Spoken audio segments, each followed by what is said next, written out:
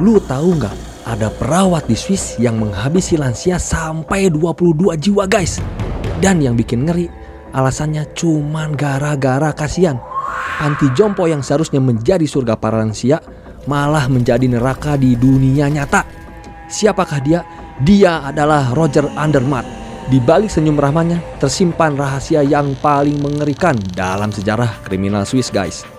Sebelum menjadi berita utama, Roger adalah sosok yang dicintai, seorang DJ yang menghidupkan pesta, seorang penari yang memenangkan kompetisi.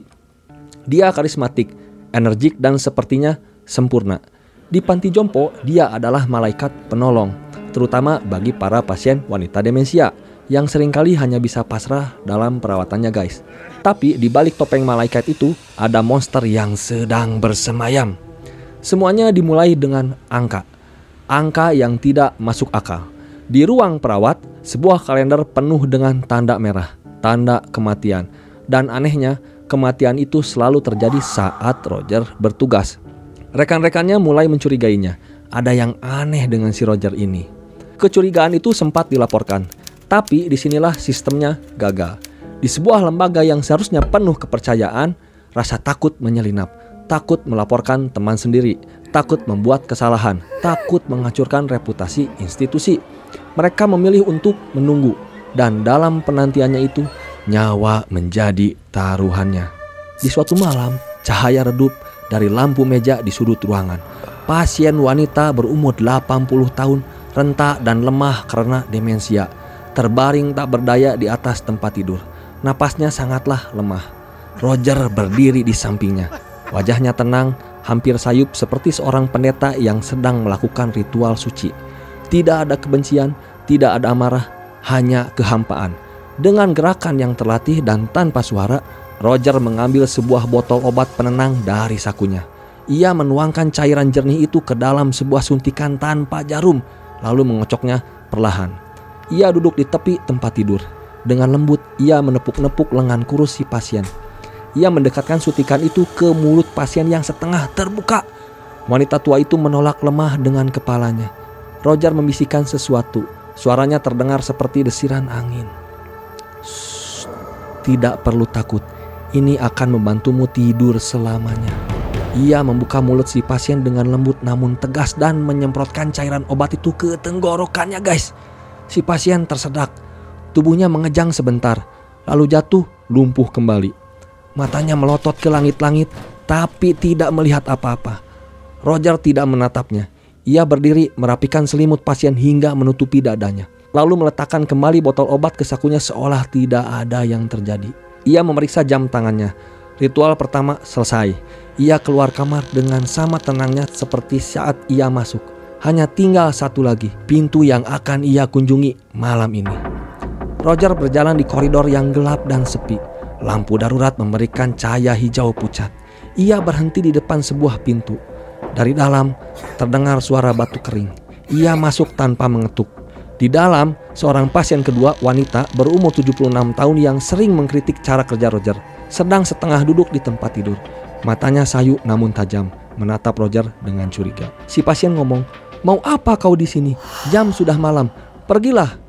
Roger tersenyum tipis. "Saya hanya ingin memastikan Anda nyaman. Anda tampaknya kesulitan tidur." "Aku akan tidur nyenyak jika perawat-perawat angku sepertimu tidak menggangguku," ucap si pasien.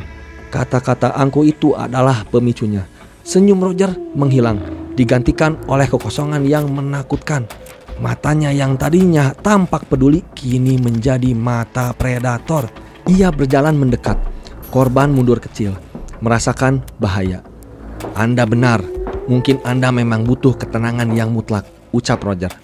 Dengan satu gerakan cepat, Roger mengeluarkan sebuah kantong plastik putih guys, yang biasa digunakan untuk sampah dari sakunya.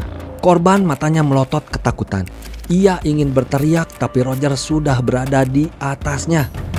Ia menarik kantong plastik itu dengan kasar, menutupi seluruh wajah si pasien kedua ini.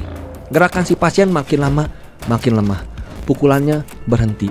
Kakinya lurus kaku. Kantong plastik itu tidak lagi mengembang guys.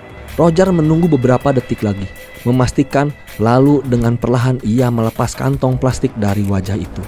Wajah si pasien pucat dan damai. Sebuah kontradiksi yang mengerikan.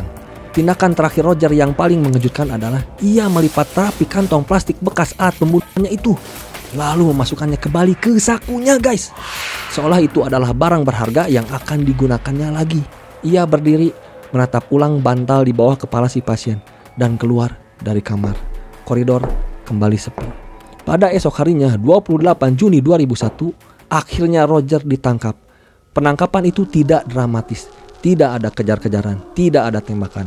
Hanya seorang pria yang akhirnya berhenti berpura-pura guys. Di ruang interogasi, Roger mengakui semuanya.